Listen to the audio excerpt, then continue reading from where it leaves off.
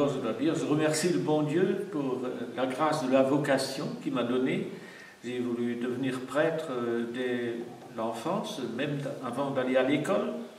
Et toutes mes études, je les ai poursuivies en vue de me préparer au séminaire. Et ensuite, je suis allé au séminaire de Liège.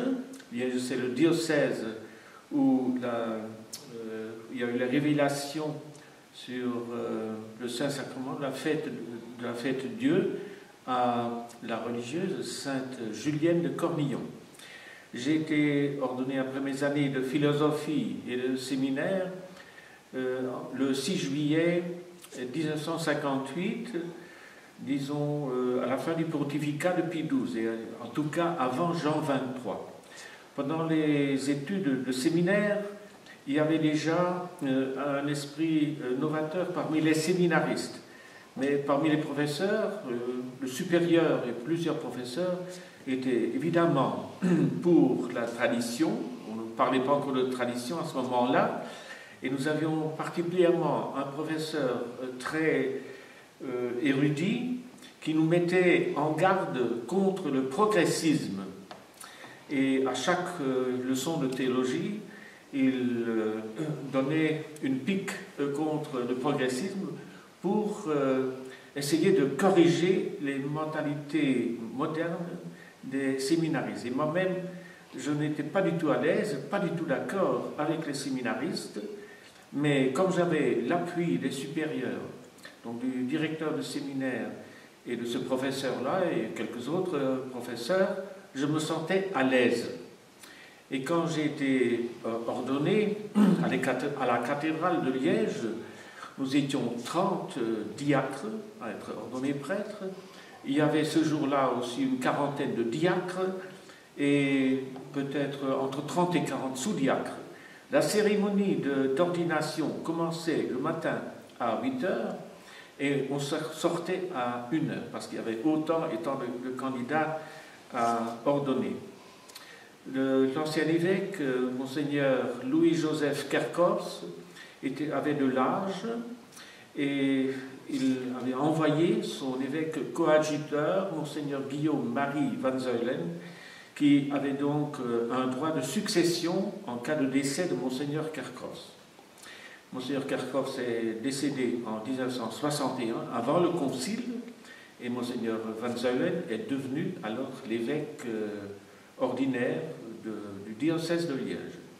J'étais présent à l'enterrement de Monseigneur Kerkhoffs à la cathédrale de Liège, et c'était le 2 janvier 1961, ou 60, je ne sais plus exactement, et le cardinal Sunens arrivait aussi, et c'était déjà un des premiers jours où les prêtres pouvaient se mettre en civil. Pas en civil, mais enfin on disait en clergymène, avec costume anthracite. On était étonnés, parmi le grand nombre de prêtres présents à cet enterrement, il y avait presque la moitié qui avaient déjà abandonné la soutane pour se présenter en costume, en clergymène. C'est pour vous dire combien les mentalités étaient déjà avancées dans le modernisme. J'ai été professeur dans une école normale de formation de futurs instituteurs. Ensuite, pendant 1 an, on m'a envoyé au séminaire européen à Maastricht à cause de la connaissance de langue. Et là, un prélat hollandais avait fondé un pré-séminaire avec l'aide de Monseigneur Joachim de Vienne, qui s'occupait de la pastorale du tourisme. Alors là, j'ai vu les avancées terribles du modernisme et j'étais encore un peu plus opposé à tout ce mouvement, à toutes ces tendances, parce que c'était en Hollande que c'était déjà très sauvage dans les années 66 et 67. Alors le prélat m'a tout de suite fait comprendre qu'au lieu de prendre sa succession, comme je ne voulais pas donner la communion dans la main et les autres nouveautés, il est retourné chez l'évêque de Liège pour lui dire qu'il me reprenne. Et alors que pendant l'époque où j'étais au séminaire européen, tous les 3 mois, je devais rendre compte chez Monseigneur Van Zeulen au sujet de l'évolution en Hollande, parce qu'il craignait beaucoup pour son diocèse, parce que c'était le diocèse voisin en Hollande. Donc je jouissais de la confiance de l'évêque qui m'avait ordonné. Et alors ensuite, il m'a appelé pour me donner une autre destination. Alors je lui ai demandé de ne pas me mettre avec des prêtres modernistes. Il n'a pas réagi, mais alors il m'a envoyé au collège de Saint-Vite, ici à la campagne, qui était un collège bien préservé encore. Il y avait beaucoup de discipline, un esprit de travail. Et là, j'ai pu enseigner le latin, le grec, et puis la religion. Mais la religion, au bout de 2 ans, on me l'a supprimée sans mot dire, parce que j'avais déjà un peu éclairé les élèves concernant disons le progressisme, etc. Et j'ai pu continuer à enseigner le latin et le grec au niveau moyen.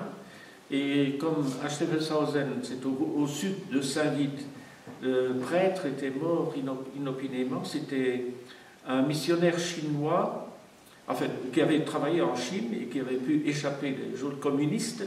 Et alors ici, vu son âge et son infirmité, il était mort le jour de Noël. Et puis, ils m'ont demandé de venir de faire le service dominical. Or, quelques mois auparavant, j'avais eu des difficultés au collège. Le vicaire général voulait m'envoyer dans une région éloignée, en prétendant, n'est-ce pas, que ma réputation était brûlée. J'avais osé critiquer le concile en chair de vérité, dans un village voisin où j'étais vicaire dominical. Alors je lui ai dit, c'est pas une question d'obéissance, j'en ai fait la preuve suffisante, j'avais déjà la 3e nomination, et je refuse d'y aller. Ah, ça vous ne pouvez pas me le dire, il faut en parler à l'évêque. Et l'évêque alors m'a convoqué, il a accepté mon refus et il m'a demandé de retourner à l'école de Saint-Vite. C'était donc après que j'ai eu l'occasion d'être d'abord administrateur de la paroisse et ensuite la nomination de curé. Parce qu'il n'admettait pas un choix entre le professorat et la pastorale. Et donc, comme je ne voulais pas rester professeur à vie, j'ai accepté la paroisse. Et puis le doyen était un peu étonné que je faisais des conditions. Et la condition que je posais, c'était de pouvoir dire la messe comme autrefois, comme toujours, au maître-autel, et de ne pas distribuer la communion sur la main. Le doyen a accepté et à ces conditions, j'ai accepté de faire le ministère ici. C'est très difficile au début parce que les gens étaient déjà un petit peu habitués à la nouvelle messe, mais ils n'étaient pas du tout heureux. Et beaucoup d'entre eux étaient contents de retrouver la messe traditionnelle. Et pour la communion sur la langue, ils n'étaient pas... Enfin, ils acceptaient. Mais il y en avait parmi eux qui n'admettaient pas que je refuse la communion à des étrangers qui présentaient la main. Enfin, ouais. Mais au bout de 3 ans, comme je faisais quand même des prédications concernant l'évangile, les obligations des catholiques de sanctifier le dimanche, de ne pas travailler, ou pendant le carême, de ne pas participer à des réjouissances, on m'a pris ça de mauvaise part. Et puis ils étaient travaillés aussi par les prêtres modernes ici de la région contre moi. Et par exemple pour la confirmation, ils ne voulaient pas me donner la confirmation dans le rite traditionnel. Et c'est la raison pour laquelle je me suis tourné vers Monseigneur Lefebvre, que j'ai rencontré une première fois à Flavigny-sur-Ozerain lors des journées sacerdotales